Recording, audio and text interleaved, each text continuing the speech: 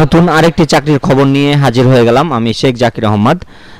এই মুহূর্তে আপনাদেরকে দেখাবো আর্থিক প্রতিষ্ঠান বিভাগ অর্থ মন্ত্রণালয়ের নতুন আরেকটি চাকরির খবর। নিয়োগটি প্রকাশিত হয়েছে 19 জানুয়ারি 2025। আর্থিক প্রতিষ্ঠান বিভাগের রাজস্ব খাতভুক্ত নিম্নোক্ত পদসমূহে অস্থায়ীভাবে সরাসরি নিয়োগের লক্ষ্যে পদের পার্শ্বে বর্ণিত শর্তে বাংলাদেশের প্রকৃত নাগরিকের নিকট হইতে অনলাইনে fid.teletalk.com.bd এই ওয়েবসাইটে অনলাইনের মাধ্যমে আবেদন করার জন্য বলা হচ্ছে।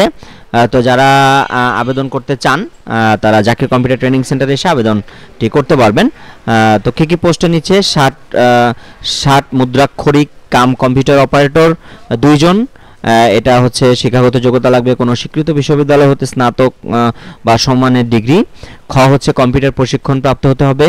গ হচ্ছে 60 লিপিতে সর্বনিম্ন গতি প্রতি মিনিটে ইংরেজিতে 70 শব্দ এবং বাংলায় 45 শব্দ। ঘ হচ্ছে কম্পিউটারের মুদ্রাক্ষরে সর্বনিম্ন গতি প্রতি মিনিটে ইংরেজি 30 শব্দ এবং বাংলায় 25 শব্দ।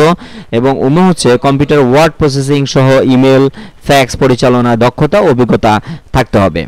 2 নম্বর হচ্ছে অফিস সহকারী কাম কম্পিউটার মুদ্রাক্ষরিক 1 জন লাগবে। এখানে যোগ্যতা হচ্ছে কোনো স্বীকৃত বোর্ড হতে উচ্চ মাধ্যমিক সার্টিফিকেট বা সমান পরীক্ষায় উত্তীর্ণ। খ হচ্ছে কম্পিউটার প্রশিক্ষণপ্রাপ্ত। গ হচ্ছে কম্পিউটার মুদ্রাক্ষরে সর্বনিম্ন গতি প্রতি মিনিটে ইংরেজিতে 20 শব্দ এবং বাংলায় 20 শব্দ।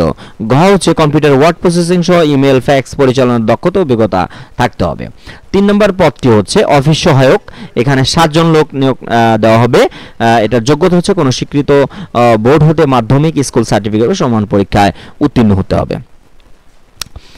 তো বয়সে এখানে যেটা বলা হয়েছে যে 1/1/2025 তারিখের মধ্যে আপনার বয়স হতে হবে 18 থেকে 32-এর মধ্যে। এর উপরে হলে আপনি পারবেন না। এবং ক্রমিক নম্বর 1 ও 2 নং পদের ক্ষেত্রে বিভাগীয় প্রার্থীদের সর্বোচ্চ বয়সসীমা 40 বছর পর্যন্ত শিথিলযোগ্য। আবেদনটি করতে হবে যে এই ওয়েবসাইটে ঢুকতে হবে fid.teletalk.com.bd। আবেদনের শেষ তারিখ হচ্ছে 25 ফেব্রুয়ারি 2025 বিকাল 5 ঘটিকা পর্যন্ত আবেদনটি করতে পারবেন। আবেদন করার 72 ঘন্টার মধ্যে আপনাকে টাকা পরিশোধ করতে হবে টেলিটকের মাধ্যমে। আর আবেদন করতে গেলে আপনার এক কপি ছবি, স্বাক্ষর, শিক্ষাগত যোগ্যতা সনদ পেপার এবং আপনার হচ্ছে এনআইডি কার্ডের তথ্যগুলো প্রয়োজন হবে। তো এখানে আপনার 1 ও 2 নং পদের জন্য আপনার খরচ হবে 112 টাকা আবেদন করতে। 3 নং পদের জন্য আপনার খরচ হবে হচ্ছে 56 টাকা। তো এই হচ্ছে খরচ। টেলিটকের মাধ্যমে আপনার টাকাটা পরিশোধ করতে হবে।